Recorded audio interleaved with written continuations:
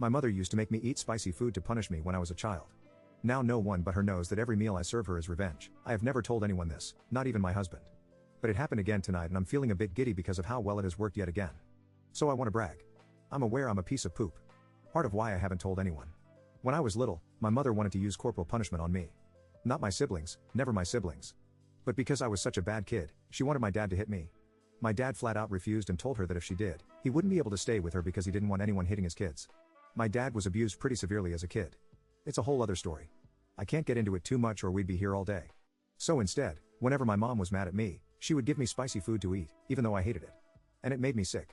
Like full-on stomach cramps, diarrhea, the ducking works. She would only do it when my dad was at work, which was most nights at dinner. And whenever I asked for something else to eat, she would break down and cry over how much time she spent on my food. Don't I love her guilting me into hurting myself? When I turned 16, I was meant to start taking over more of the chores in the house, including cooking dinner twice a week.